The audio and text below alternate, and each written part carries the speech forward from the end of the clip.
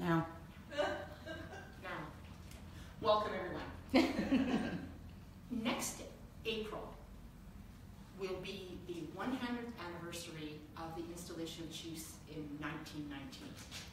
And I'm hoping that there will be an event somewhat similar to the event that took place in September 2016 to celebrate the installation of September 1960. What I wanted today was to try to give a build-up to talk about the path of traditional chiefs to lead us to that 1919 event. So we're going to talk a little bit about the history before the Indian Act and before elected councils, and we're going to talk about what happened after legislation forced elected councils onto the community. So I'm going to start with before 1869. So 1869 is when the legislation comes in and says, no, you can't do councils the way you used to. You will be following this new system. And up until that time, the government of Canada hadn't really interfered with the council very much. Now, the government of Canada is only 2 years old, right? 1869. So they've been kind of hands-off, but I think probably in the background they've been working on this a while. But before that, you still had Indian Affairs. And Indian Affairs officials had been interfering, or in the parlance of today, meddling with how you governed yourselves for a long time, probably back to the 1840s. So very early on, you had a council. And then about the 1840s, the community wasn't that happy with what was happening, and they decided to make some changes. But they made the changes within the community itself. The chiefs were still selected by the community, and then they selected councilmen or warriors to help manage the affairs. And that had to do with money, and it had to do with letter writing and that kind of thing. But increasingly into the 1860s, then you had the superintendent of Indian Affairs right in there nominating people to be on this council and not liking elections very much. So what happened was that between 1860 and 1870, they stopped these internal elections within the community. They stopped them altogether. The superintendent says there are a great deal of trouble and much ill feeling was caused by the intemperance and excitement. Now, intemperance is drinking. So at election time, you had a lot of drinking going on and a lot of excitement. But I think maybe a great deal of trouble possibly still could be an adjective for election time. You know, it gets crazy around election time. Okay, so let's go way back to what documents can tell us about those early days. We know that from the time of the landing until the time of Captain John's death, we have chiefs, community chiefs, war chiefs, and Captain John, who was considered the head man. He was the guy who dealt with the officials of Upper Canada. When he dies, because everything flowed through him, we don't have good documentation about how many men were on council, what were they doing. When he dies, we start getting letters that are signed by 6 chiefs. And that seems to be steady in those early times. Why 6? I'm not sure. We do know that there was a wave of people who left the Bay of Quinte to go to Six Nations quite early on. They left in the 1790s. It is possible that the group that was responsible for some of the other chiefs left, so that you only had the 6. Clan-wise, we know in 1813 you have Old John Green. He is said to be the Wolf Clan chief, and he gets a medal from Upper Canada to acknowledge him as being Wolf Clan chief. Joseph Smart Sr. is Bear Clan chief, and we know he too gets a medal. But there's no medal for a Turtle Clan chief. And this is, I don't know if the lineages had left, and so they couldn't put the people forward, or that it's just not in the documents, and the documents don't tell us anything, everything. There are gaps. We know that these chiefs were selected in the old way because they deposed of them in the old way. So Chief John Green actually was deposed. And so there's letters that talk about him being removed. So we know that it is, at least on some level, it reflects the traditional system. So, who has reading number 1? So this is to explain a little bit about the movement of people from the Bay of Quinte to Grand River. With the date and everything? No, just the what's in reading? bold. Okay. Kingston, 9th of December, 1797. Several families of consequence removed to the Grand River, principally induced by the share they expect of the annual income arising from the sale of lands to the Mohawk. That cunning Brant proposes to divide the interest annually among his people, which will naturally operate to the advantage of his settlement and depopulate that of the Bay of Quinte. So that cunning Brant is Joseph Brant. So if there's an incentive for people who wanted to move, they could go and get a cut because Joseph Brant was selling off properties at the Grand River. So there was income happening. So that was a lure for certain people. In the 1820s and the 1830s, we get documents that are signed by 4 chiefs, 5 chiefs, 6 chiefs. But in 1835, there's another wave of migration to Grand River. There's a conversion of a whole group of people, over 60 people, to Methodism, and they go to Grand River, and you lose 2 chiefs at that point. So now you're down to 4. But we're on the cusp of changes within the community. People aren't happy with the way these 4 chiefs, they call them the old chiefs, are doing the work of the community, how they're organizing things, what's happening in the community. So they want to change it. They say the old chiefs are unreliable and they are tempted by alcohol and they are making bad decisions. So in 1843, the structure was changed by the community itself. Everybody got together and they decided. And there was now to be a council of the 4 chiefs, the 4 old chiefs, and 4 councilmen. Okay? And this went along for a little bit, and then a little bit later, the structure was changed again. Now only 2 chiefs, 2 councillors, and they were to be selected by their equals. They were warriors. A secretary and a treasurer. Maybe you can see the influence of the missionary in this because it's beginning to sound a lot like some kind of board, actually, managing the affairs, and not so much like a traditional council. The 4 old chiefs remain the 4 old chiefs. They sign documents, but there's only 2 on the managing council, if you want to call them that, a managing council. In the 1850s, the superintendent of Indian Affairs in Toronto is interfering with how people get replaced.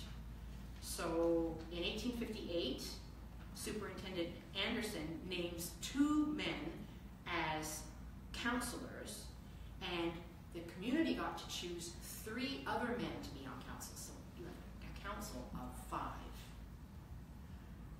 Now, there was only one of the old chiefs on this council, and that was Chief Powis Claus.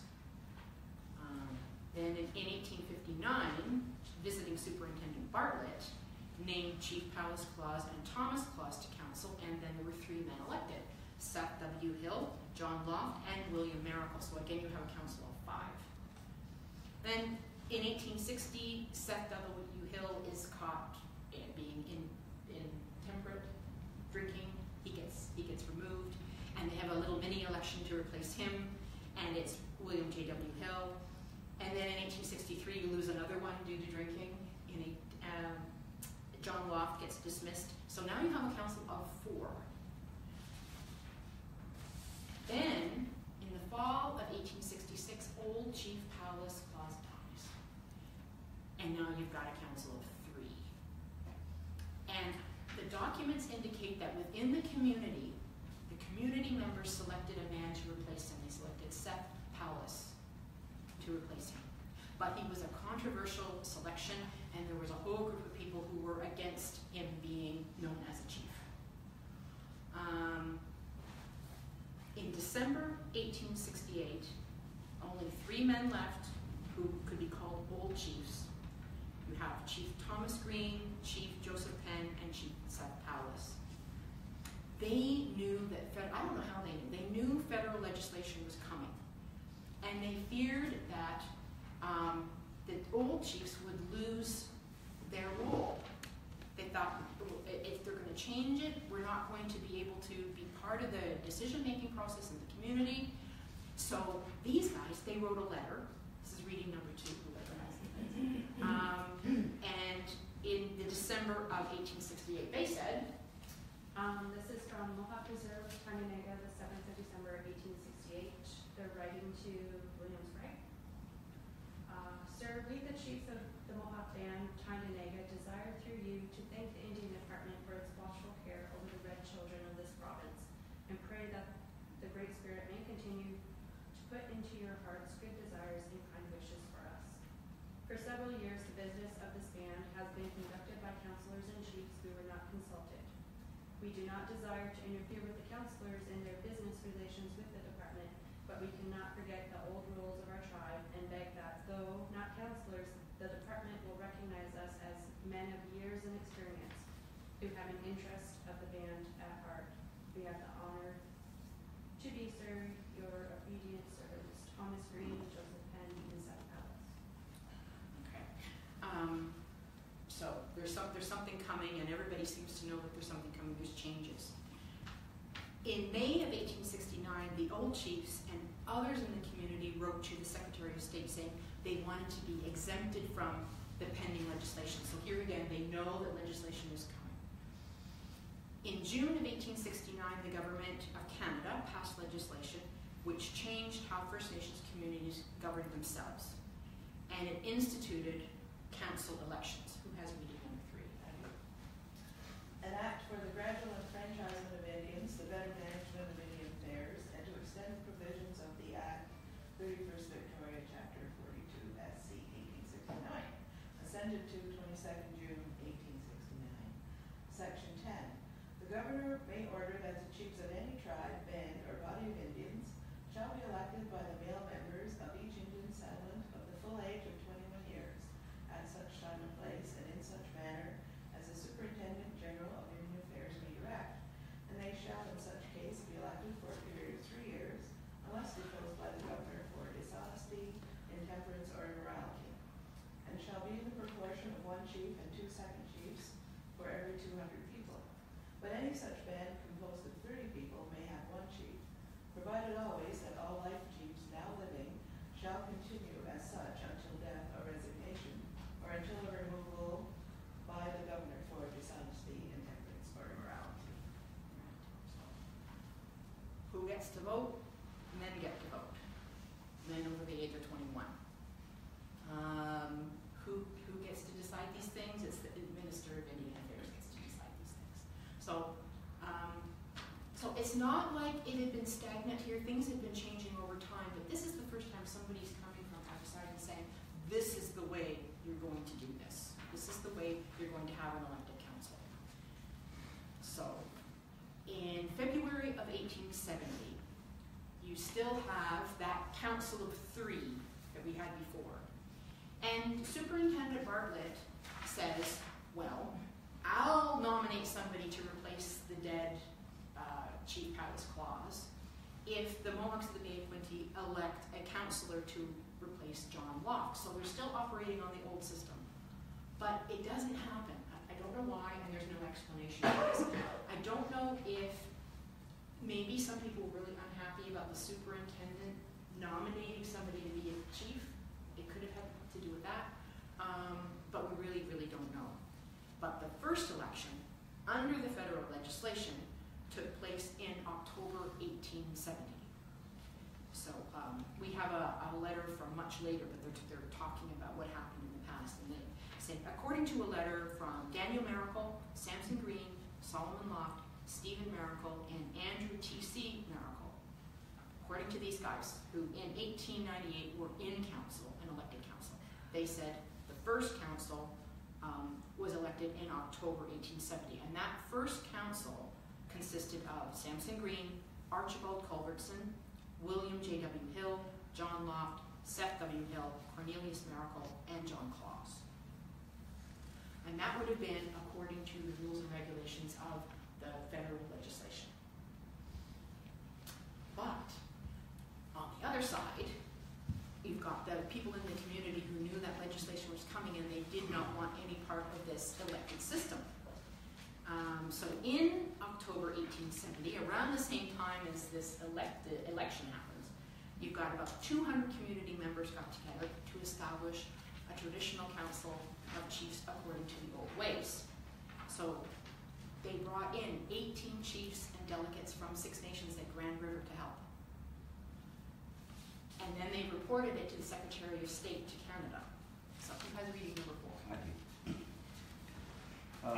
Dated 21st of October 1870. Sir, we the undersigned chiefs and the delegates representing the different bands in the 6 nations of Mohawk Indians being Chief Thomas Green, Assembly of that of Indian Reserve situation of the Bay of Quinte, beg leave to state in the information that is after the accustomed formation of the people's sect, and the conclusion of the transactions of the business in connection with the mission on the occasion of the electing of the chiefs. The wampums sect of the other and the customs being, ? To the names of the chiefs thus elected of Thomas Green, Joseph Penn, Seth Pallas, Cornelius Miracle, Jason Brant, David Pallas, John Brant, Simon Hill, Brant Pallas, the first of them being of the old chiefs, collected and conducted of being approved in all the presidents and representatives occasions numbering about the 200.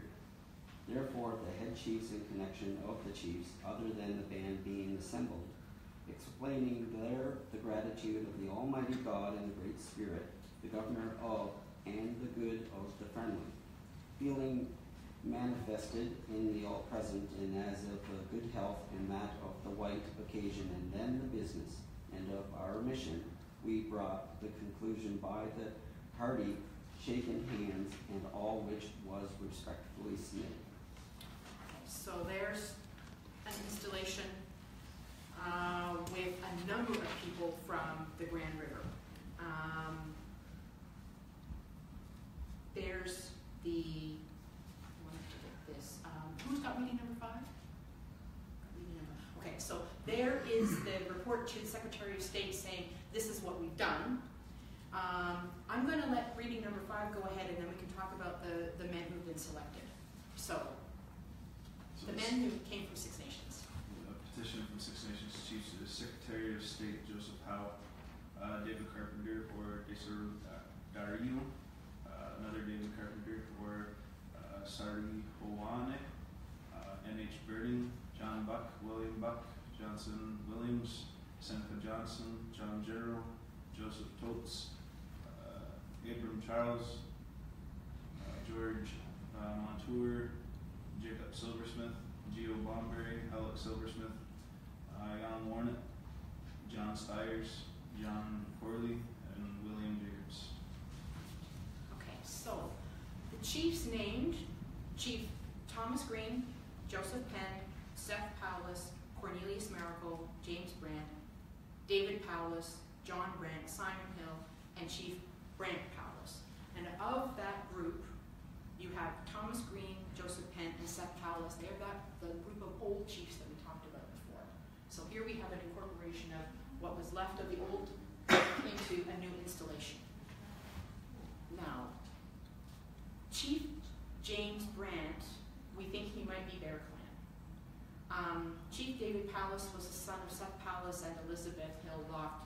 She could have been Wolf Clan. Brant Powless could have been the brother of Seth, and Simon Hill would have been Bear Clan. So we have we have a selection with clans, I think, taken into consideration, and some, even though that's not in the document per se. We don't know which Cornelius Miracle it was because there were 2 with families at that time. One might have been a nephew of Thomas Green, the old chief, and the other one possibly could be a Turtle Clan guy. So we're just not sure because the names repeat over and over again here, so you have to try to cover as many bases as you can. The people in the community were still kind of upset about whether or not Seth Powless should be considered as a chief. The complaints were that he made himself a chief. Well, we have other letters to say that the community made him a chief, in the same way that Thomas Green would have been a chief, or Joseph Penn would have been a chief.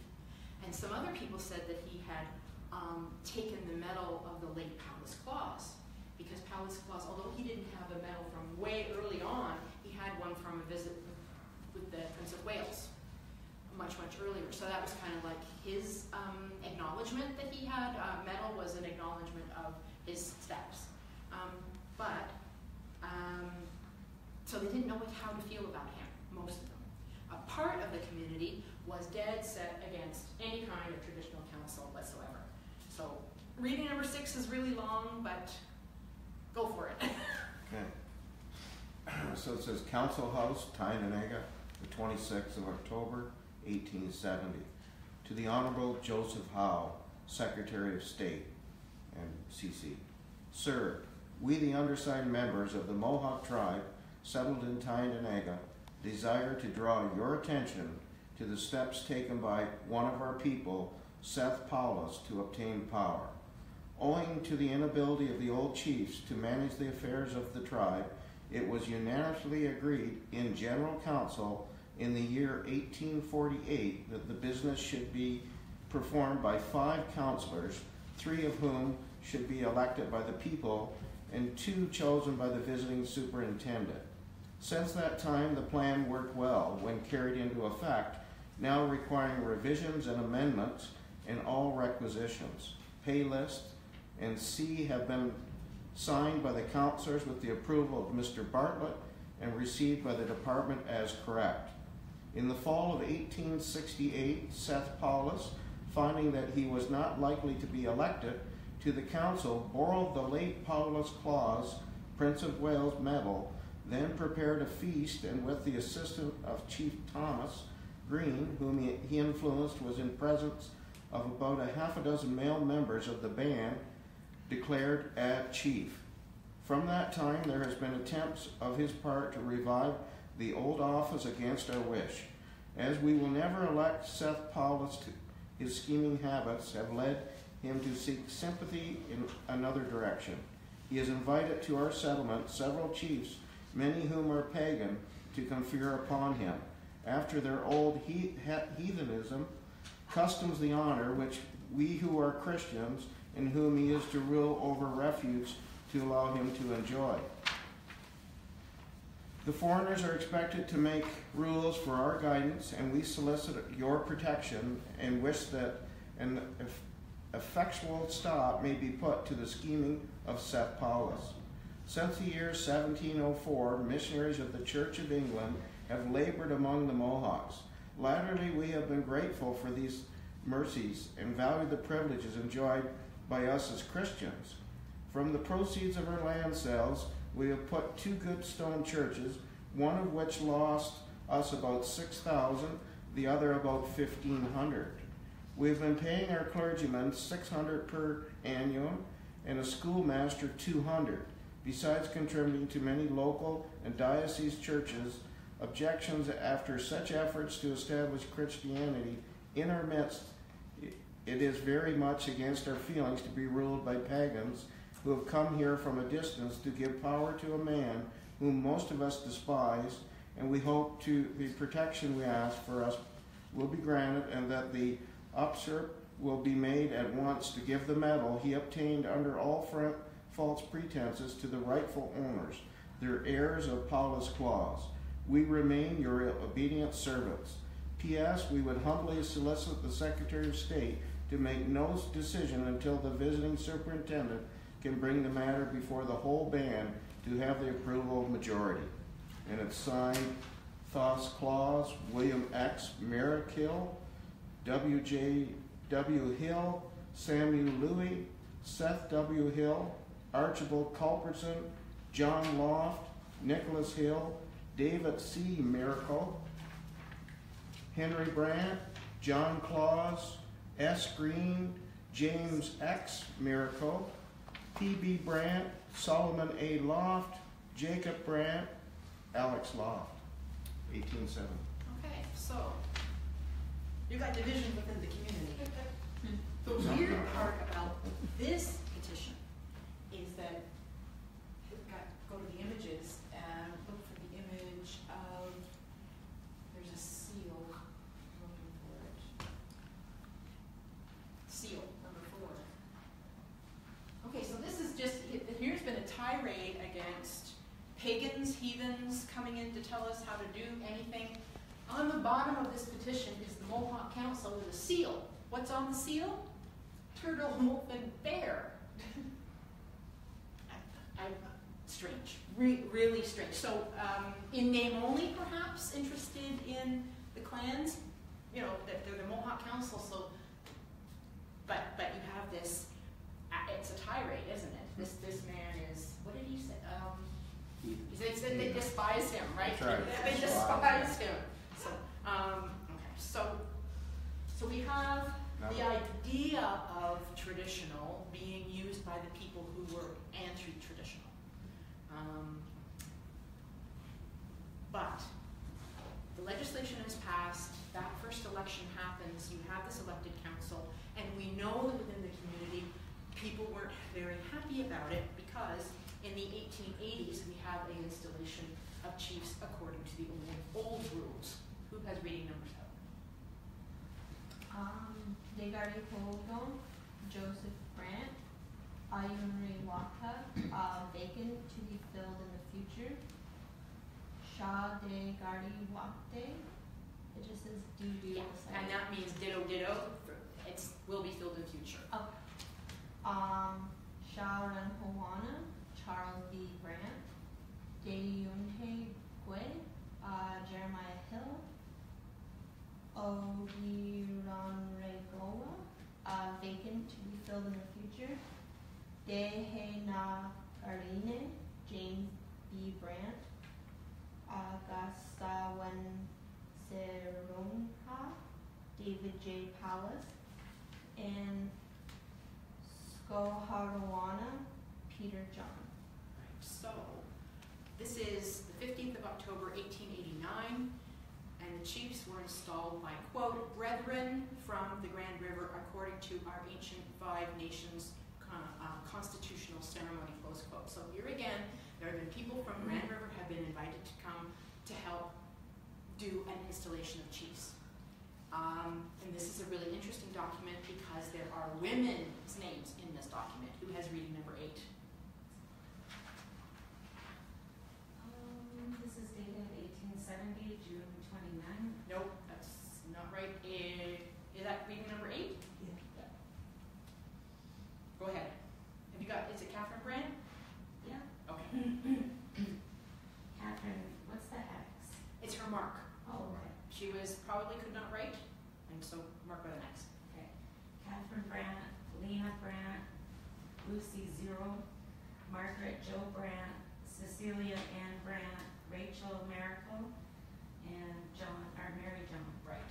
Okay. So there are relationships between the ladies' names present and the men who were installed above. We don't know all the relationships yet, but say Mary John at the bottom was the sister of Peter John, and he's installed in a Bear Clan title. Cecilia Ann Brandt was the mother of Jeremiah Hill, who was installed in a Wolf Clan title. And Catherine Brandt, I think, is the mother of Joseph I. Brandt. He's installed as a Turtle Clan title. So this is one of those nice documents that we have that actually has linkages that we can make and clans. So this is an important one. So this is what a lot of people in the community were supportive of this, but the government of Canada said no. They refused to allow a traditional council. Now we've got kind of a gap in time. We don't know what happens. We're missing a volume of Band Council minutes, and we can't tell. There might have been more conflict between the elected council and the people wanting a traditional council. We just don't have the stuff to get our hands on. But in 1915, in December,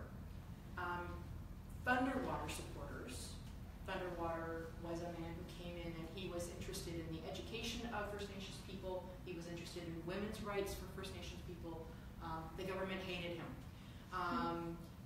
But Thunderwater supporters were elected to the council. Interesting way of attacking by actually, it's a little bit subversive, but the supporters of the traditional council ran for council. And who has reading number 9? Okay, in this one here is Isaac Claus, believed to be Wolf Clan, William Cyril, Wolf Clan, George Hill, Bear, Jacob M. Barnhart, Turtle, and John A. Miracle, Wolf. Right. So the Indian agent went crazy. He couldn't stand the Thunderwater people. Thought that they were not educated correctly, and they let women into the meetings, and they used the Mohawk language all the time. You couldn't tell what they were doing. Complained about them. But they sound like a fun group to me. So they're in council. They are paying the bills. They are doing the stuff, and the Indian agent is writing these letters complaining about them all the time. But they have elections every 3 years, so it's not going to be that long. In the September of 1916, we have another installation of chiefs. So you can see this is a thread. You've got 1870, 1889, 1916. You've got a Thunderwater council. You've got a sympathetic elected council, plus you have an installation of chiefs. Who's got reading number 10? Installation of elect chiefs, 21st of September 1916.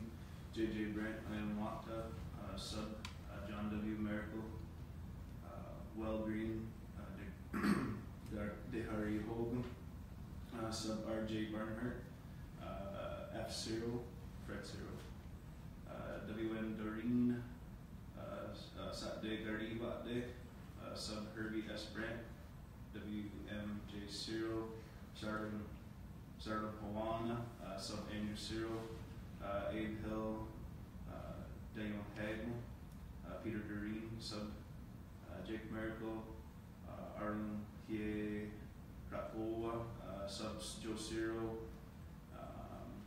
S. Brant, Dehonas Scary Net. I think some of these are in Kaida. Sub John J. Smart, G. Hill, Asawe Sarlun, sub Johnson Lewis, J. Cyril, and P. Buck, Sosko Harawan, sub John A. Miracle. Okay, so the titles sound a little strange, and I know Callie has brought them up to more standardized spelling now. So this was the center of the event that we had in September 2016. And so we've talked a lot about these men, their descendants, their ancestors, the women's lines. And this is sort of the commemoration that I'd like to see happen for the 1919 installation. Now, on the back of this paper, now we have the name of women again. So that is a new thing, but it's carried on from the 1889 where you have women who put their names to things. Who has reading 11? I do. So this is still the installation of chiefs from the 21st of September 1916. The women's names are Mrs. K. Hill Bear, just the initials SB, and then Mrs. Jane D. So again, we have a link between the women's names and some of the men in the titles. Kay Hill was Catherine Hill, the mother of George Hill. He's in a Bear Clan title. The Jane D is most likely Jane Doreen, and she would have been the mother of William Doreen, who's in the titles. And the SB might stand for Solomon J. Brant, who is also in the titles.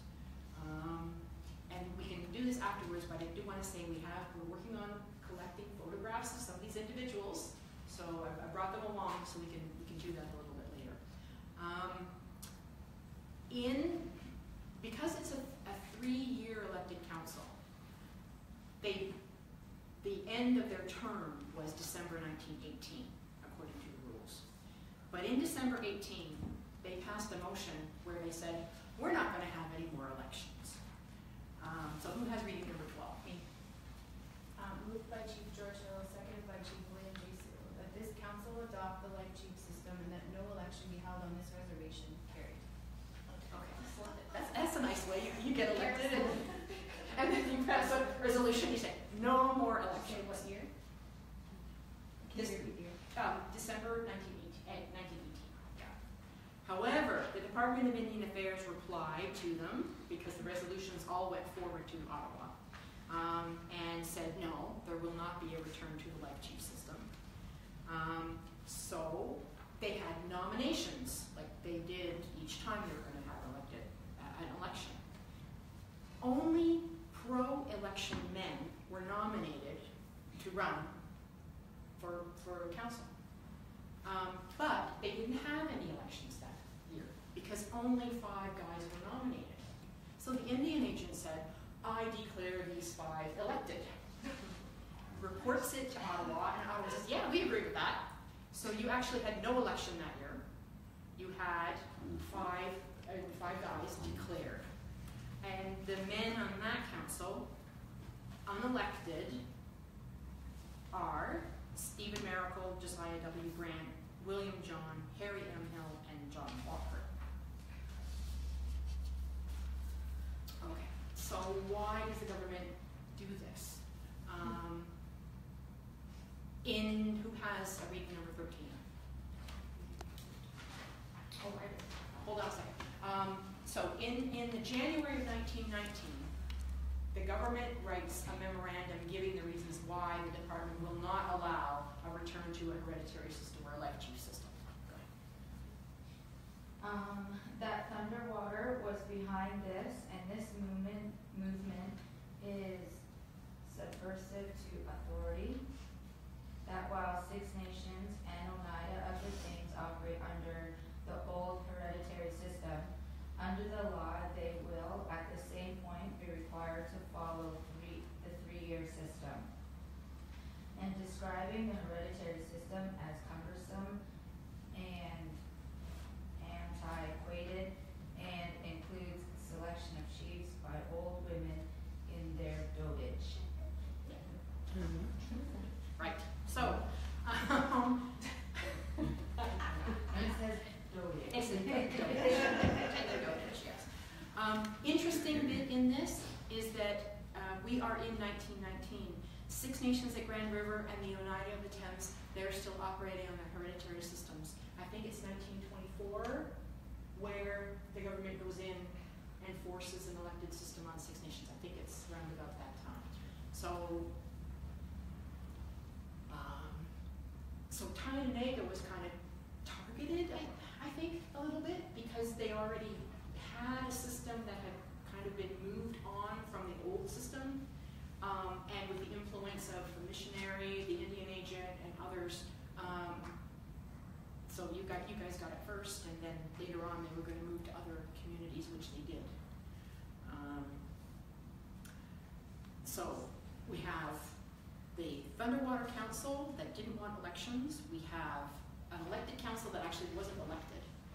These 2 councils are operating at the same time.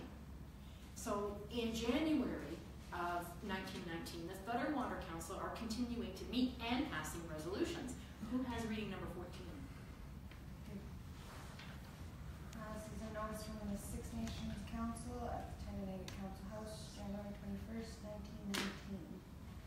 The regular session of the Six Nations Chiefs, the following resolution with reference to the elected councillors on Tyendinaga Reserve was passed that the appointed elected councillors will not be allowed to hold council meetings in the council house, and that the said council house hall door be locked in future, and that the Indian agent, Mr. G.M. Campbell, is hereby notified to the facts that he is not a governor or a ruler for this band of Indian on Tyendinaga Reserve, only a servant to the said band of Indians. Right. So the council house doors get locked. And reading number 15, the men who signed this resolution. Where is the top? Just the bold. Joseph J. Grant, Willington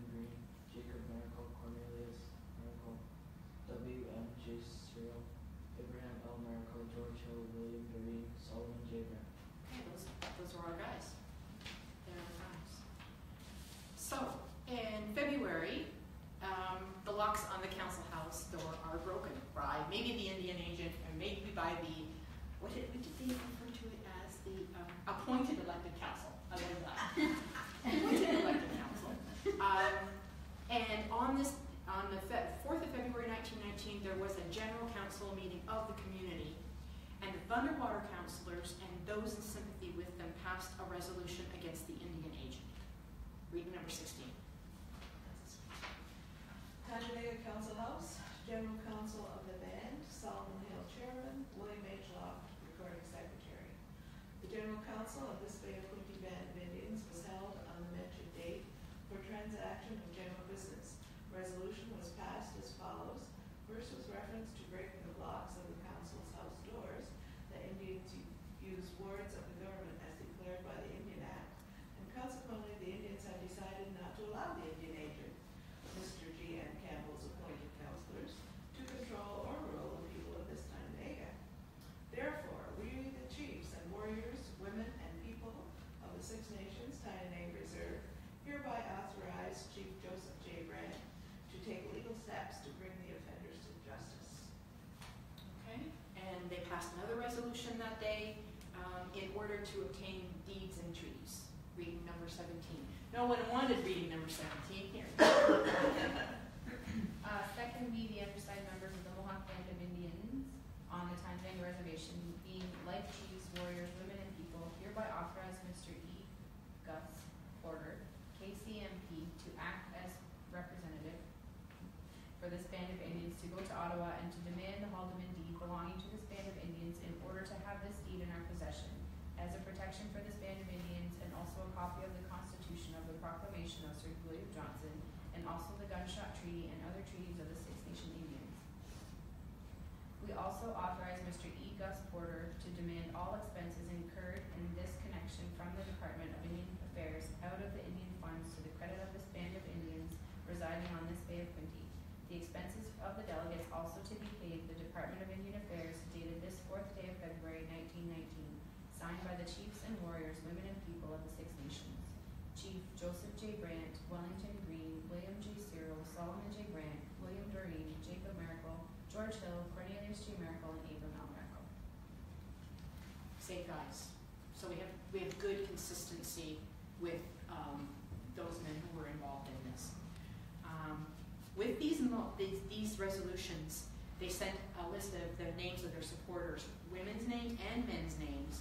And with this one, there were over 380 names attached. That would have been, I believe, a majority of the community at that time. In April 1919, the community again petitioned the Minister of the Interior, saying that a council had been installed according to the ancient ways. So this is our next installation. We've been doing this fairly regularly now, but 1919 they do it again, and they say that the chiefs have been chosen according to the regulations of the Confederate ceremonies, and that there would be no more elections. And the men chosen were Joseph J. Brandt, Wellington Green, Jacob Miracle, Cornelius J. Miracle, William J. Cyril, Abram L. Miracle, William Doreen, George Hill, Solomon J. Brandt. Those are all in the titles. And then you have the substitutes. James N. Barnhart, Fred Cyril, Ambrose Claus, Jacob Miracle, John W. Miracle, Andrew Cyril, Johnson Lewis or Louis, John Cyril, and John J. Smart. And the recording secretary was Solomon J. Brandt. And attached to this petition are the names of almost 400 community members. But elections by Indian Act rules continue. What seems to happen is that you get the sympathizers with the traditional council, they start running for council again. And so you will have the Indian agent writing complaints about a council where the majority are Thunderwater people, or the majority are sympathetic to people wanting a traditional council. And you have the second generation. You have Wellington Green involved in this, but then you have Nelson Tech Green, his son. He becomes a councilor several times over. So you have the movement, if you like, going into the elected council. So next April will be the 100th anniversary of that last installation of chiefs. Now that's the last one that I have documents for. I don't know if it was tried again. Don't have anything to show that yet. Wouldn't be surprised. And we hope to have another commemoration as we did before, and I hope to see you all there.